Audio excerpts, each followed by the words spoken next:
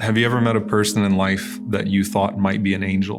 And I'm not just talking about your child or a friend of yours or someone that you think is angelic because of the way that they carry themselves, but someone who just popped into your life. You were stuck somewhere and they helped you, or someone that showed up somewhere in public and said something to you that you needed to hear in those moments, or someone that was sick or ill, or a recipient of charity and you thought, this person can't be a human being, and then they're mysterious. You don't see them before, you don't see them after, and you're left to think, wait a minute, was that an angel, right? I mean, it is possible that you might meet a shaitan, in the form of a human being, but have I ever actually met an angel in the form of a human being?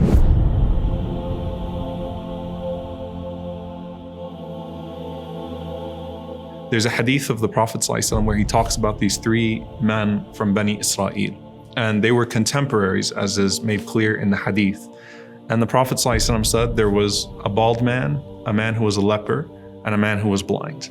And an angel went to all three of them and asked them, what is it that you want? What is it that you'd want to change about yourself?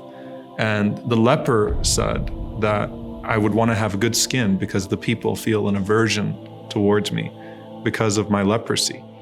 And the angel touches that person and suddenly their skin is cured altogether. So they have full skin again. And the angel says to that person, and what type of property is most beloved to you? And the man says, camels. And so the angel then brings a pregnant she-camel and says, Barakallahu laka fiha, may Allah bless you with that she-camel. And this shows that it's Allah that's going to provide, not the angel. Allah is the one who blesses. And it's also a wisdom in that this person is now going to see this valley of camels come from this one pregnant she-camel to really see the generosity of Allah subhanahu wa ta'ala unfold before their eyes. And so suddenly that person has the skin that they want, the appearance that they want, and they also have the wealth that they want and become a very wealthy person. The angel then goes to someone who is bald and says, what would you like to change about yourself? And the bald man says that I'd love to have good hair, right? I feel like it would beautify me. I feel like it's what's missing in my life. And so the angel touches that man's head, gives him an angelic hair transplant. You can't find that anywhere in the world today. And suddenly that person has a full head of hair.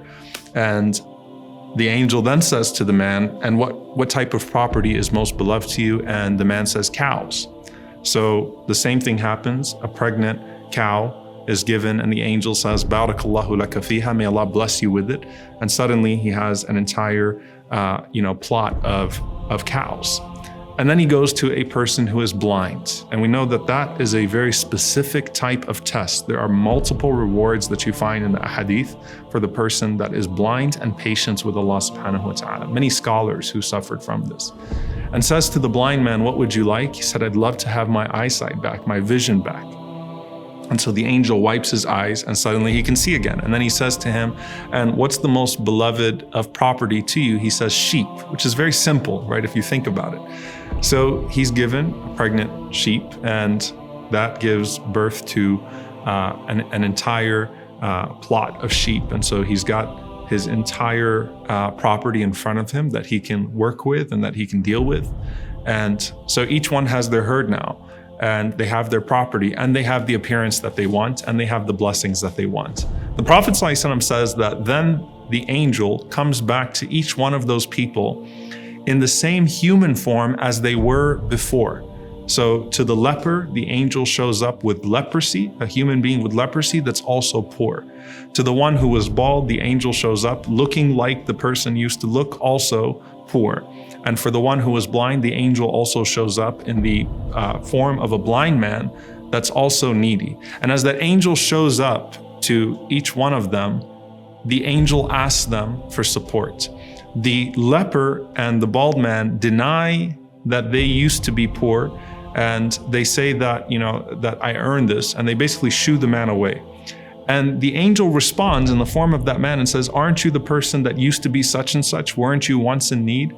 And that person denies that they were ever poor in the first place. And so the arrogance has overtaken them and they've forgotten the blessing of Allah subhanahu wa ta'ala. So the angel says back to them, if you are lying, then may Allah subhanahu wa ta'ala return you to what you were before. If you're lying about who you are, and if you are not just denying the blessing that Allah has given you, but not even acknowledging that you once didn't have these things, may Allah return you to what you were.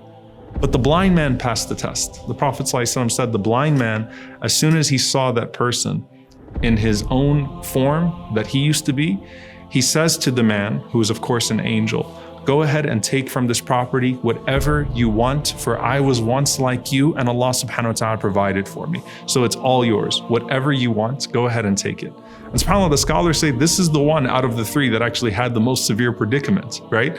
But look at his humility, and he says, just go ahead and take it all. I used to be like you, without even being asked. I used to be like you and Allah subhanahu wa ta'ala provided for me. So therefore, I'm providing for you whatever you want from this, because this is all the blessing of Allah subhanahu wa ta'ala.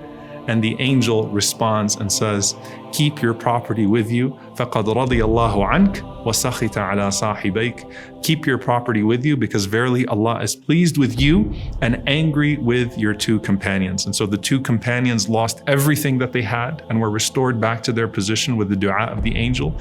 And that person was able not just to keep the blessing of Allah subhanahu wa ta'ala in this life, but also increased in their station in the hereafter. Now, back to us.